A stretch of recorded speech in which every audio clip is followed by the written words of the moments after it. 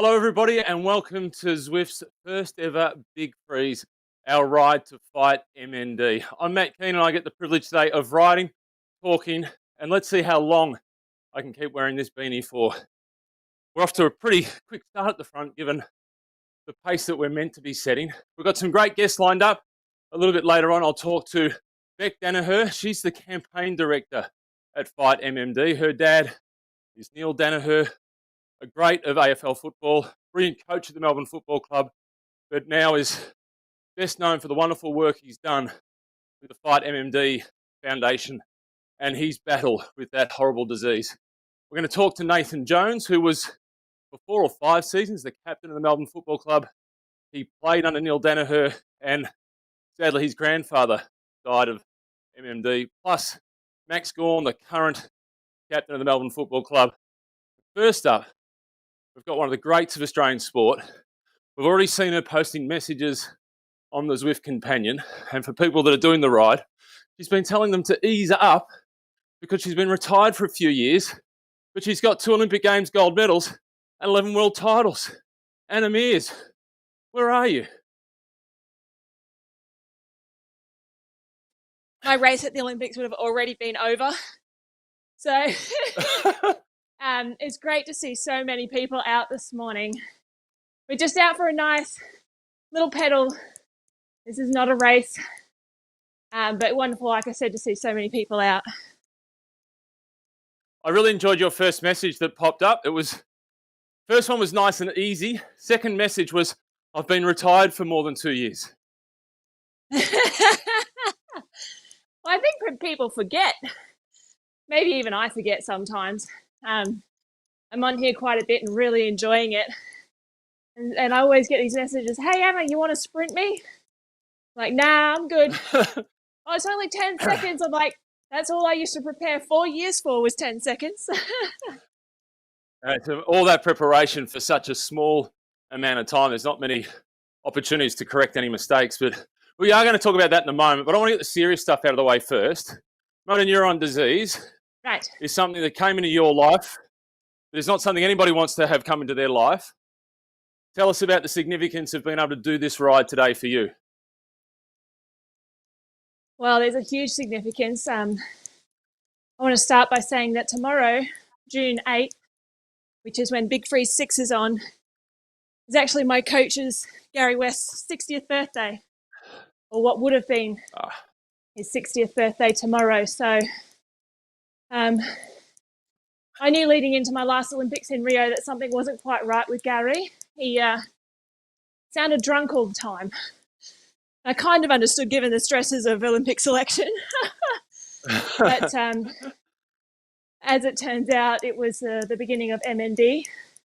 And we as a team started Cycling Cares, linking in with Neuron Disease and Ian Davis's FightMND campaign. We had the privilege of meeting them, and Bec, who will be on the show a little bit later. But unfortunately, as is the case with MND, we lost Gary in under 12 months. It was really quick, wasn't it? Very quick. He had bulbar MND, so it started in his mouth and his tongue. And unfortunately, when you lose control of those tongue muscles, it becomes difficult, let alone eating and drinking. But he kept his sense of humour right through to the end. Yeah. I remember him towards the end of that battle, going to the Cycling Australia Awards, and the love for him in the room there. The amount of people that he'd touched throughout his career, were either as a cyclist or as a coach, and it was had to work pretty hard to find anybody that could say anything even slightly negative about Gary. Absolutely. I've just been passed by Osher Ginsberg. So get on his wheel. See you out there, Osher. Beat him at the next sprint. Great to see Osher. You did a podcast with him recently. We'll talk about that in a minute. Yeah, I did. So the Cycling Australia Awards, where we announced that Gary was suffering from MND, or as he liked to say, living with MND, because life became so valuable to him. I think people realised a bit of mortality, and especially thanks for someone who dedicated 27 years to the sport and impacted so many lives. My favourite story of you and Gary, well, there's two. The first one is when you transitioned from Martin Barras as your coach into Gary, and you put up the wall because you had a great relationship with Marv. And the second one is the amount of detail you went into to preparing to beat Queen Victoria, to beat Vicky Pendleton in London. Take us through those two. Yeah, that's exactly right. So Marv was moved on from the cycling sprint program after Beijing, where we as a team as a whole did not deliver results. My silver medal was the only medal won by any Australian cyclist. So it was deemed that Marv will be moved on and a new coach will be brought in his place. And I didn't take to that too well. Pretty loyal person, and I knew what it took for Marv to get from my hospital bed in LA to that podium in Beijing. And it took me about 18 months to build Gary where I could trust him to take it all the way. And once we did, we really started to tick, so that leading into London 2012, where racing against Vicky, my main rival, became a big focus, where he taught me very inward at myself as to what my strengths and weaknesses were in order to be able to compete against the best in the world. And that was called the Know Thy Enemy project. And we watched over 300 hours of footage of Vicky in order to look for patterns of behaviour that she liked and disliked performing in a sprint. And from there, look at me, I'm puffing. Oh. So from there... That's why I ask short questions that require long answers. We were able to create a strategy ultimately to beat the best in the world. A lot went into that because you had a plan in place which you used in training, but you didn't necessarily use in racing because you didn't want them to see it. I love the amount of detail that went into it. Yeah, so we learnt through analysing Vicky that the best race was behind her opponent, so she could see them in front of her all the time. And she opted more times than not for that position.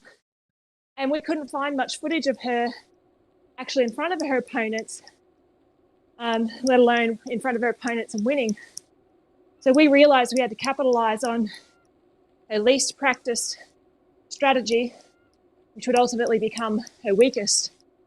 And we go into London, and the sprint is a best of three matchup. So the first race, she's on the front automatically from the draw, and we leave her there.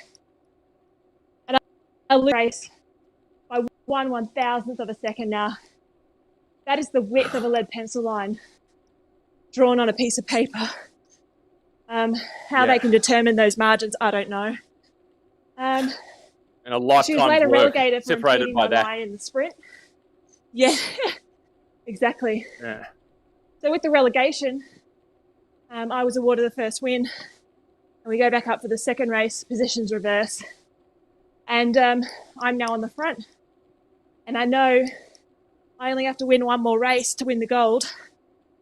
And I have to get out of this position if I want the best chance to do it.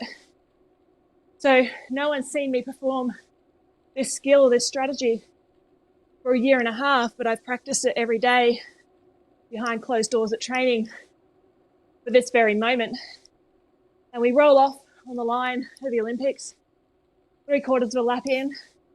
I turn right at the steepest part of the track, and I decide to just stop.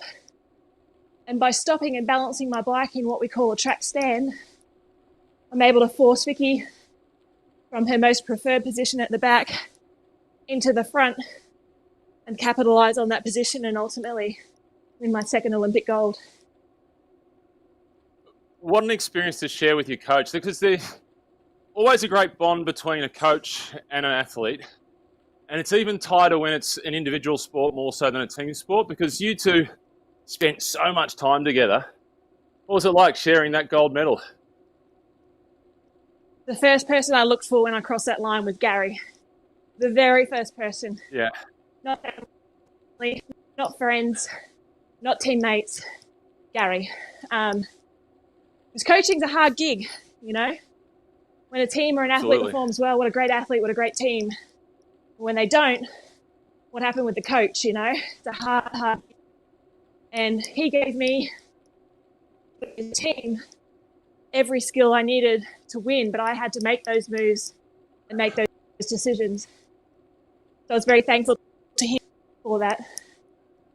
Getting hot in this beanie. So then last year yeah, I know, so am I. I've got the fan on 1. I might need to text message the kids to come out and put up to 3. Last year you went down the slide at the MCG. Max has swapped me for the front position. Oh, Max has already been sledging Matt Cruiser. Matt Cruiser is on the ride, one of the stars of the AFL. Great ruckman playing for the Mighty Blue Baggers. He's on the ride. And Max has been sledging him already, asking if he's ready for next weekend when the AFL is back on. How big was it for you last year? Love it. Go to Blue Baggers. The big threes. You're Port Adelaide, aren't you? Or Crows? Yeah. Gary would know. Port. Yeah, Port. Okay. Blue Baggers was Gary's team. So. Okay, good. Great. I knew I liked him. So last year, Neil invited me to partake in the Big Freeze Slide 5. And had to think of a costume. So I went in as Jessie, the cowgirl from Toy Story. Had my big inflatable horse. It was battery operated, and I made the assumption it would switch off when it hit the water. But it didn't. So let me talk you through my slide experience, Keith. Yeah, let's go. I get pushed off mid-pack. I'm expecting a pretty slippery slide down. Some of the guys before me are a bit heavier than I am. They dry the slide out, no more detergent. So I record the slowest slide in Big Freeze history, which is how fast I normally go. And I got no trajectory into the cold, icy water. Just fell into the deep end. My horse, who was battery operated, sucking in air, all of a sudden started sucking in water, and I kept going down in the water. So panic starts setting in. 1, I don't want to lose my Cobra. 2, I need to find the edge of the pool, and then just kind of kitty kick my way to the shallow end. Bloody cold though. So what was more stressful, the big slide or carrying the flag for Australia at the Olympics? Sounds like it might have been the big slide. Oh, the slide. Slide by far. I was fearing for my life. That was sensational. You did a podcast recently with Osher, where Osher does a fantastic podcast about just trying to be the better you, the best version of you can be.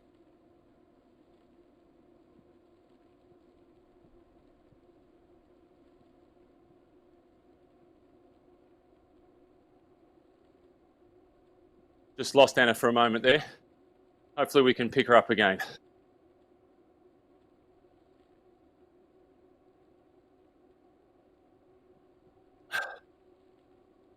Oh.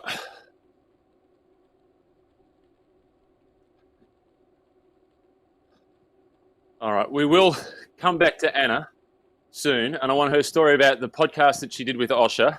And we want to hear about her book as well. She's just recently released a book called Now. So let's go from Anna Meares to Max Gawn, who is the captain of the Melbourne Football Club. You talk about power to weight. Well, this bloke's got plenty of power because he weighs in at 110 kilos. And last year for his off-season, there were no big parties to Vegas. He went and rode the Col de Tourmalet. Max, where are you? I can hear him. Come on in, Max. He's too busy trying to get to the front. There he is, Big Max, with the beanie on. Now, you just put that beanie on for the camera, didn't you? Yeah, it's very hot and sweaty in this room. I'll give you the hot tip. Before we talk about MMD and the link to the Melbourne Football Club, why cycling for you? Because you know as much about cycling as anybody I talk to about the sport. Yeah, it probably stems from my childhood. Yourself and Phil Liggett commentating the tour. It was just something that I got pretty into, and with my knee recos, I obviously did a lot of cycling, so the combination of doing it and watching it was certainly right up my alley. And then, what about last year? Most people, we hear about AFL footballers going overseas and having huge parties post-season. You and your then fiance, you go to Spain and France and Italy, and you ride up the biggest mountains you can find, including the Tourmalet. Some party. Yeah, right. Rode up the Tourmalet. That was one of the best experiences I've had in an off season, and that takes out Vegas and Bali. No, look, it's definitely something I wanted to do, Keno. I wanted to do some of the rides that these guys have been riding in the Tour and the Volta and so on, and I was able to do it last off season. When you're actually in the season, it's a real bubble for an AFL footballer, particularly in Melbourne. I'm guessing that other sports like cycling for you, or it might be tennis or soccer for somebody else, it's your way to follow a sport, because you obviously love sport, but escape your bubble. Yeah, definitely. And then with cycling as well, it goes hand in hand with the footy season. So you can really get lost within the cycling world while you're still playing footy, which is probably what draws me to it the most, I think. I've got to be careful riding though, because it does shorten my hamstrings a tiny bit. Your hamstrings are pretty long, so you've got a bit of work to do to shorten them. All 208 centimetres of you. So now you didn't play under Neil Daniher as a coach, is that correct? No, I missed him by a year. Right. I hear great things about what he was like as a coach. I've only met Neil since he's been sick, which is one of the things that I kind of regret. I wish I was able to meet him before he was sick, but the man he is now is an unbelievable, selfless person. So you can only imagine what he would have been like when he was fit and firing and at the top of his game. I feel like he's so tightly linked now to the Melbourne Football Club because of those couple of times that he's come back and we've seen him speak to the players and the work he's done through MMD. And as brilliant as he was as a footballer, and he was one of the best of his generation, this work that he's doing now is a far bigger legacy. Yeah, definitely. It is. It's not weird at all that he's associated himself with the Melbourne Football Club over the Essendon Football Club, purely because of the group that era has. So the Brad Green, David Neitz, that sort of era, they're literally the heartbeat of the Melbourne Football Club, and Neil was part of that. And they still catch up weekly, and you can see how that culture is there for Neil and what he's gone on to now since coaching at Melbourne, and then I think he went to West Coast for a bit and did some work over there as well. This is easily putting him in the category of one of the greatest Australians ever with what he's done in the last 6 years. Yeah, I don't think you're going to find anybody to argue with you on that one.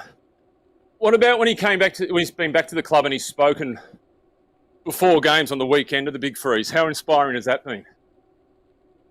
Yeah, every year he says, this will be my last year speaking in front of you. And then he keeps coming back. I spoke to him the other day, and I told him, don't worry that there's no Freeze MND this year, because you'll be there next year and you'll be able to speak to us before the game next year. It's honestly one of the more inspiring sort of coach speeches you can get. He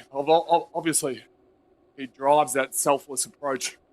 But when he's been selfless fighting a disease that he might not win, compared to us running defensively, it's not even in the same ballpark.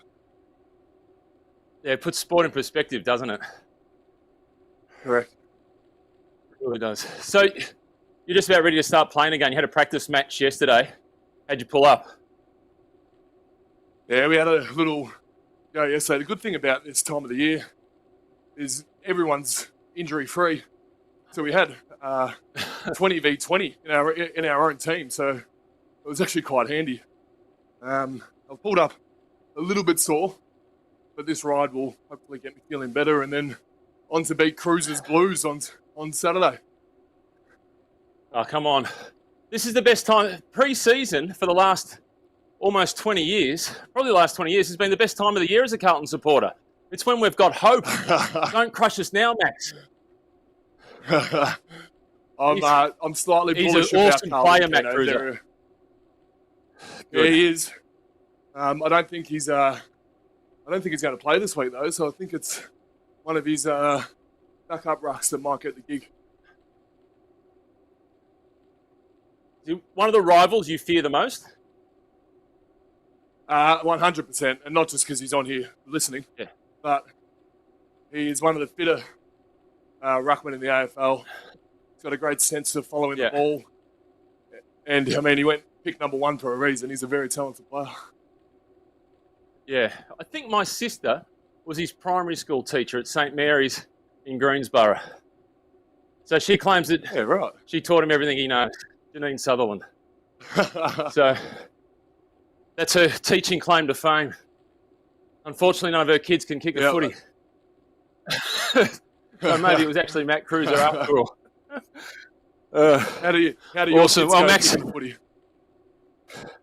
Oh, my son's pretty good at marking the ball with his nose. He hasn't got a whole lot of hand-eye coordination, my young bloke. But yesterday we went for a mountain bike ride. Yesterday, and he found every single puddle that was available. If there was a puddle in the middle of the path and there was a dry option either side, he went straight through the middle. It was fantastic. My wife was with us as well. My daughter was off doing something else, and he thought it was great that he could ride away from his mum on the slippery parts. Mind you, she had a town bike as opposed to a mountain bike, so she didn't have much hope in terms of traction. Yep. All right. I don't know about you, but this is it's a relatively big pace here. Yeah, I thought it was going to be a little easier than this. I thought we were going to be riding at about 1.8 to 2 watts per kilo. I've been sitting around the 3 mark, and I'm still recovering from yesterday's. I did my first 100k ride. I did a Zwift Fondo, which was 98-something kilometres. Now, Max, as if I'm going to ride 98 kilometres and not keep going for the next 2. It'd be very silly. Reminded me of being a kid and doing another few laps around the block just to tick over those milestones. Now, the first time you did 50, first time you did 100, and so on. It's awesome. All right. Well, I might let you go, Max. I'm going to try and catch up with you a little bit later on. If he's on he's online, I'm going to have a chat to one of your former captains, Nathan Jones.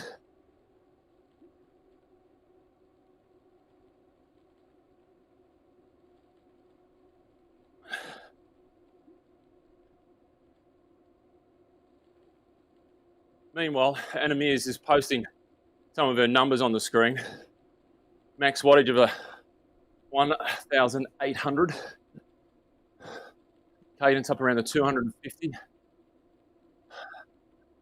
All right, so Nathan Jones, synonymous with the Melbourne Football Club in a good way. Captain from 2014 to 19. Nathan, I expected to see you on the bike, but anybody wearing a hoodie and a beanie is not riding the bike. What is your excuse? I feel very lazy actually right now. I've just watched Maxie sweat away. And so you should. For the last 5. But no, unfortunately, I moved house this week, so I'm not completely set up at the moment to jump on and have a ride. But soon enough, I'll be on there. Don't you worry.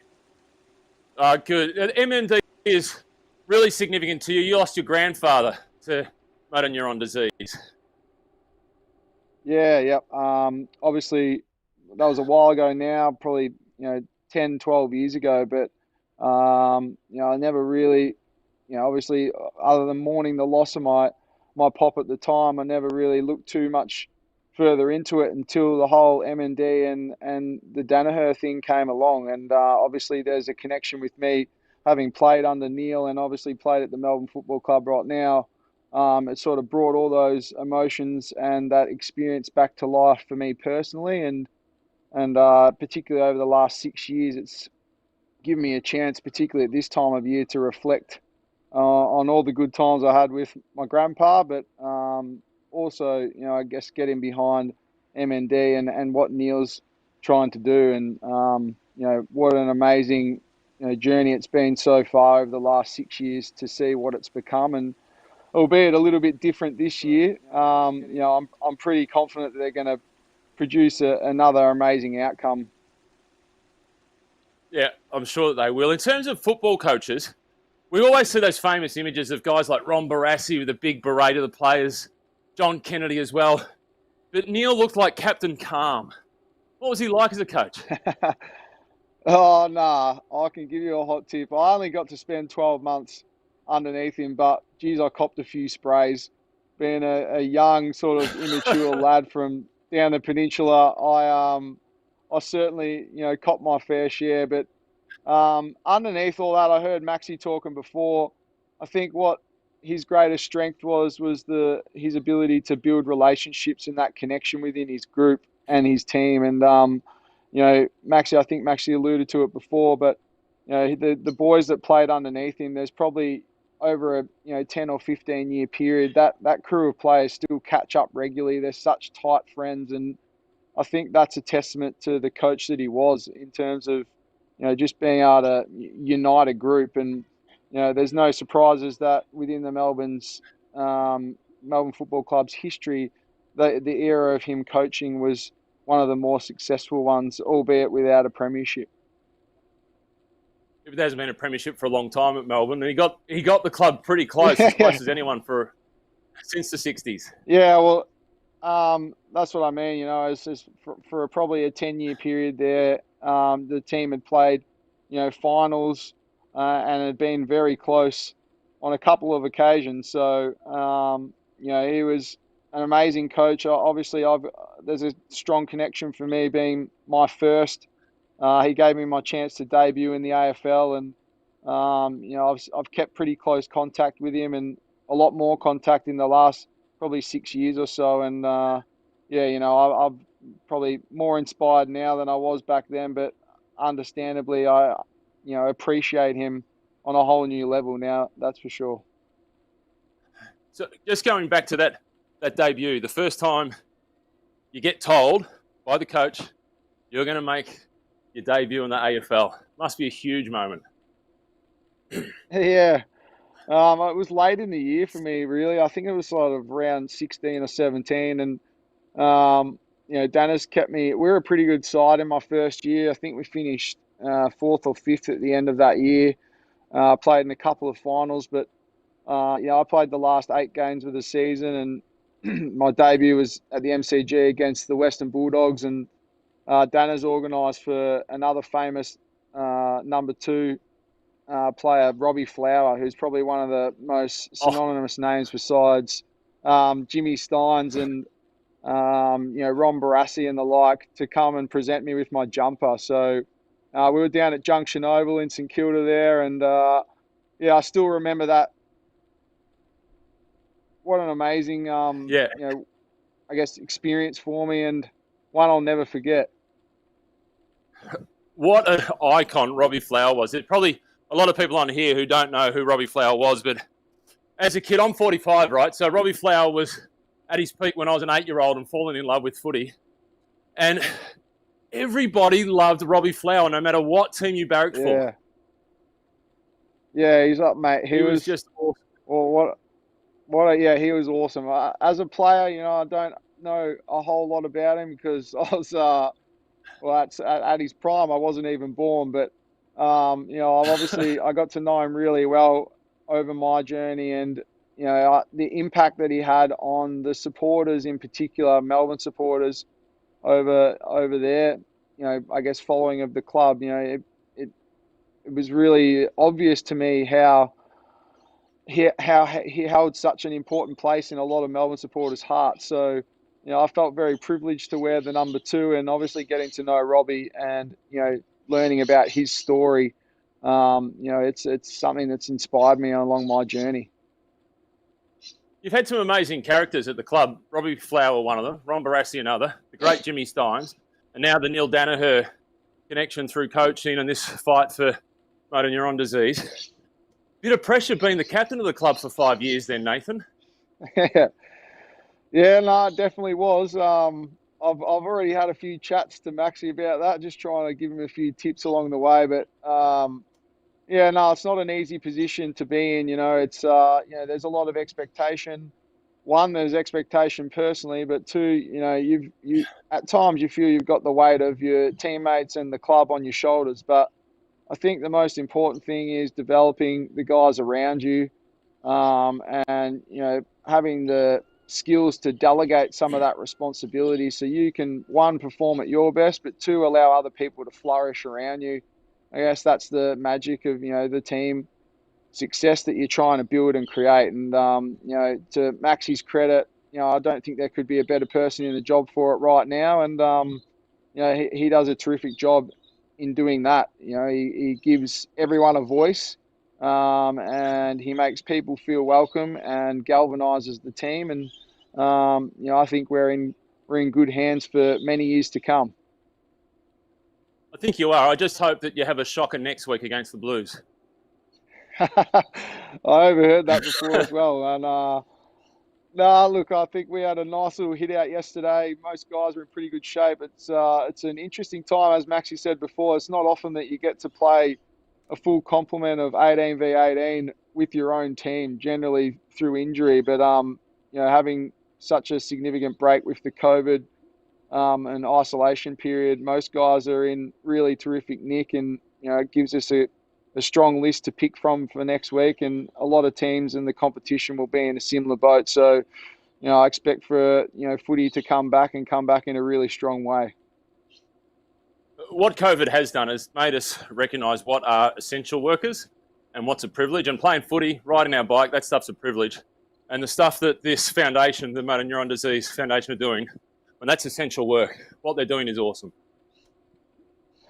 It is, mate. It's unbelievable, and I've been lucky enough, and a lot of people that are associated with our footy club have been lucky enough to witness it grow from, the initial stages of Neil sort of just coming in and having a chat to the organisation and the spectacle that it is today. The last few games that I've been involved in, I've actually, rather than sort of being immersed in my own preparation, just gone out on the ground and soaked up the energy that you feel in the MCG. And, it's already a big game, the Big Freeze game and the Queen's Birthday game at the MCG. Generally, we'd be playing Collingwood. But, what's happened over the last 6 years with what they've done with the slide and the donations and just so many big organisations and so many people getting in behind it, it's grown into something so significant now, and raising such important money to hopefully find a cure to a disease that before all this probably hadn't gained the publicity it needed to to help people fight it.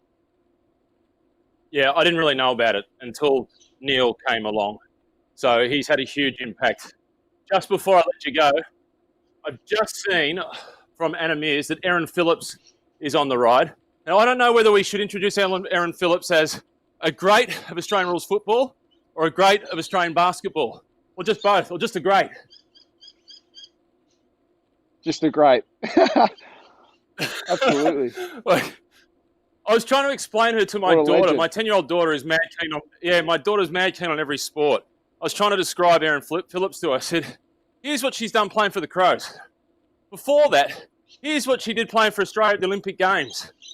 At the same time, here's what she did in America playing basketball. Ridiculous." Oh, mate, it's crazy. I'm a bit enviable, really, of watching some of the female sports, particularly the AFLW girls, come in, and they're just like legends across multiple sports. It's pretty cool to see, and what an amazing athlete, and in particular footballer Erin is. Yeah, she's awesome. Nathan, thanks for your time. Not good luck for next Thanks, week, guys. but good luck for the rest of the season after that. Thanks, Matty. Awesome. I'll be on the Nathan bike Jones. next time as well, not just kicking back. Good. I'm looking forward to it. Beanie off, hoodie off, on the bike, punching out watts. Sounds good. Sensational. See you, mate. as Nathan Jones, who's captain of the Melbourne Football Club for 5 years. He's played with the club since the last year of Neil Daniher as the coach there. And we're now going to be joined by Neil's daughter, Bec, who's playing an enormous role as the campaign director for the FightMND Foundation. And she's got plenty of responsibilities today at the media and tomorrow. Bec, just like Nathan, you've chosen not to ride a bike, but I think you've got a reasonable excuse. Oh, I know, I'm looking at it. I'm feeling pretty lazy right now, not joining you on the bike while doing the interview. So apologies for that. Well, I'm hoping this is a first. This is the first time you've been interviewed by somebody in the big freeze who is boiling hot, wearing a beanie, riding a bike. I respect your commitment to wearing the beanie whilst on the ride. So thanks very much for your support in that regard. I've got the fan up full noise now. It was on 1 to start with. I've now got it on 3. I'm looking for 4, but it doesn't have a 4. You're doing well. This looks like an incredible Awesome. ride, and I need to make sure that I work on my fitness so I can join in shortly. We'll get you on next year. But next year, hopefully, we're back at the MCG. And hopefully your dad's still there as well. And we're back down the big slide. What an enormous impact your dad has had. You must be so Yes. proud. I mean, it goes without saying, but huge. It's such an inspiration, seeing what he's been able to do, whilst going through his own MND battle. He's making sure that it's not a personal battle. He's bringing it out to the public because we needed someone to lead from the front. And he's been able to rally a FightMND Army. And we've been able to invest over $38 million. But, he's leading from the front, but we couldn't do it without the support of so many amazing and generous Australians. You've already raised $38 million. Yeah, we have. So we've been able to invest that directly into research and clinical trials. We want to find effective treatments and a cure for this beast. It is insidious. It's taking the lives of Australians every single day, and we need to continue to fight. And so we really appreciate the support that everyone is showing because we couldn't do this alone. Imagine you're probably too young to really remember your dad as a footballer, but you will have remembered him as a coach. And then I guess it was kind of just dad. And you would have been proud, but it must be amazing to see what he's doing now as a daughter. It is. And I think seeing the amount of respect that people have for him as well, it shows, and it's the AFL community that have really backed it from the start. So, as you said, he's always been dad. He's just my dad, he's the normal one. But now we walk out on the MCG and he gets a cheer, which is a little bit different when he was coaching Melbourne and you'd have the opposition yelling, throwing stuff at him, but now we've got the support of everyone in Australia, and it's been fantastic, and I'm so proud of what he's been able to achieve. Sometimes when you're a coach of an AFL team, the biggest boos you get are from the supporters of the team you're coaching. That is very true. So we know that they can turn around pretty quickly, but that comes with a job, and hopefully you're a coach that's lucky enough to have wins behind you, and then those boos become cheers. So how can we support the foundation when we're not going down the slide this year? And it's hard to do stuff on a public forum this year with so much attention with the COVID-19 situation. Well, already just helping us to promote this cause is such a fantastic support. We've got the slide. The slide will be going ahead. It's looking a little bit different.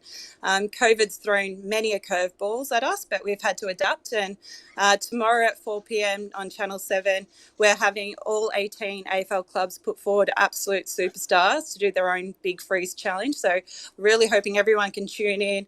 Make sure you got your beanie on, and if you're able to, donate so we can continue to be able to fund the best and brightest researchers across Australia.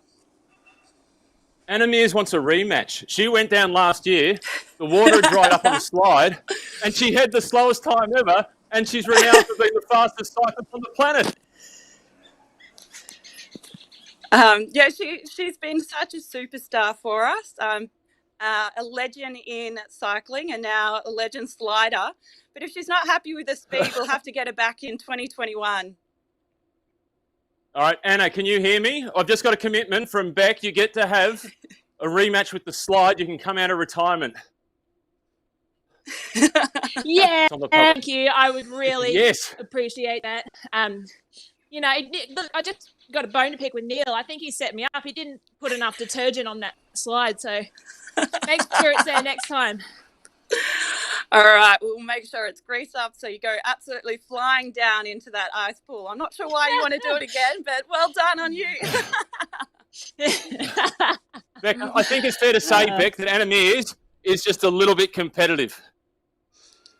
Maybe a little bit competitive, but you can see that goes to being an absolute superstar at everything that she's doing. And I mean, she's been such an amazing ambassador for FightMND in honour of Gary West, who was obviously such a crucial part of her life and the lives of so many cyclists around Australia. So she's a superstar. Anna, thank you so much for everything you're doing. You are a legend.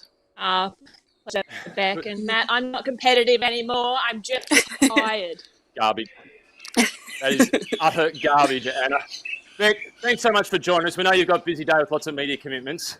We're going to be posting all the details where people can go online, support the MMD Foundation, FightMND.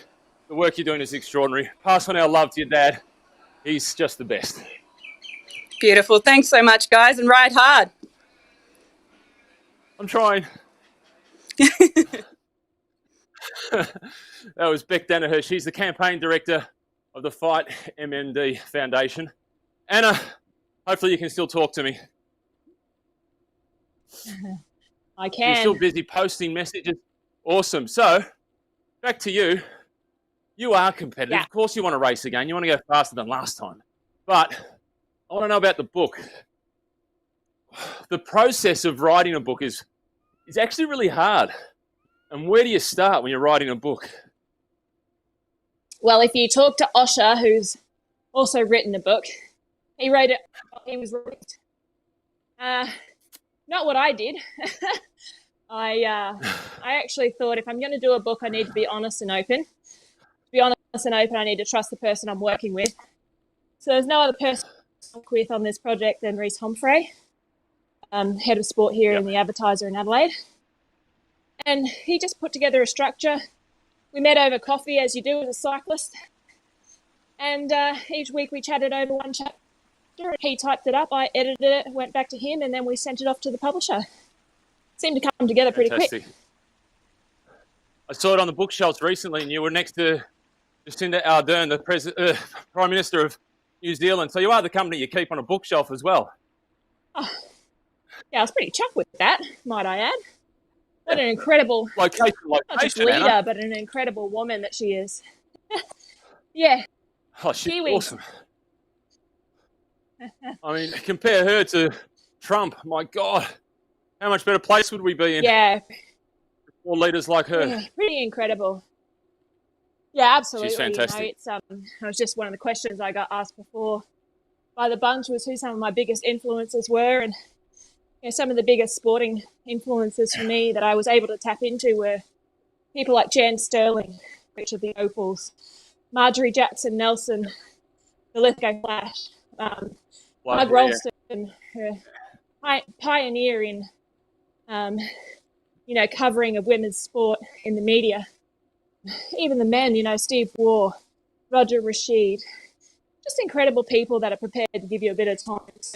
You know? So, but the book has been going well, and it's not your typical autobiography. It's a pointed look back on key moments of highs and lows of how I see it now, you know, the perspective when you're in it as opposed to hindsight. And yeah, I think so far the best ones are where you talk about the lows. Yeah, talking about the lows is the stuff that people can relate to. Because there's not many people that win 2 Olympic Games gold medals, Anna. We can't all relate to that. Yeah, but also, you know, with our sport on the velodrome, often the Olympics, Com Games, maybe not even world champs. So once every 2 to 4 years is when people check in with us in the general scheme of the public. So there's a lot that happens in that 4-year period that a lot of people aren't aware of. And just like everyone, we face a lot of adversity, have to deal with change. You know, we get injured, we get ill, we lose people. We go through the roller coaster of life as well. So sport's a great teacher. Yeah, it is, for sure. And I think that's, as a parent, one of the key reasons I want my kids involved in sport is the lessons that you learn from it, particularly that old saying, you win some and you learn some. Yeah. I thought you were going to say you win some, you lose some, because I would correct that to you win some, you lose a lot. Well, especially great in my female experience. Yeah, one of the greats of world sport, but one of the great leaders of women's sport, Billie Jean King, she said she won some tennis matches and other ones were research. Yeah. It's so true, you know. I do a lot of corporates these days, and my very first opening line is always, you know, I'm an 11-time world champion, but that means I'm the most successful in the world at my sporting discipline, but I've lost a further 29 attempts. So I'm the most successful in the world, or equal now, Christina Vogel matching my record. I've actually lost more than anyone else. So that says a lot. Yep. Yeah. Well, statistically, Nadal and Federer, they only win about 52 or 53% of the points that they play. So they lose nearly 50% of the points that they play. But it's their ability to put those ones behind them and move on and win the key ones, the ones where the crunch ones, because not all points are created equal. Very true. We're just inside about 10 minutes to go. Wearing your beanie. Oh, I'm going to be drinking about a litre of water by the time we're done, Anna, as soon as I get off this. We mentioned Erin Phillips. I saw that you posted that Erin Phillips is on the ride, and she's a great at multiple sports. We've also got Michelle Ferris on this ride, who was the star of Australian cycling just before you and your sister Kerry. Yeah, and what a legend she is. I had the privilege to benefit in the sport today because of what women like Michelle have done in the past. And we were chatting last week. The Olympic record that I broke in Athens in 2004 was hers. And she set that record as a 19-year-old in Atlanta on spoke wheels on an outdoor velodrome. So pretty remarkable what she has done in her career, but what she's done for women's cyclists and women's in general. Yeah, she's incredible. And she's done a lot of rides on this as well. And what I find amazing about Zwift at the moment, Anna, is I am sitting on the wheel of a guy by the name of Darren Gordon in a virtual ride, and I first rode a bike with Darren Gordon in the real world in 1990. And here I am, 30 years later, still sitting behind Darren Gordon. How does that happen? No, it's incredible. It's just amazing, isn't it? Like, I got to say, I'm very new to the Zwifting virtual world, and I have run into so many people. It's like a reunion, honestly, like a reunion. And it's great given the circumstances of the world at the moment too. Yeah, you must be proud of the cycling community to come together at short notice on this event as well and see the reaction from Nathan Jones at Melbourne Football Club. Max is on the ride, Max Gawn, and to see Bec Daniher on having a chat with us as well.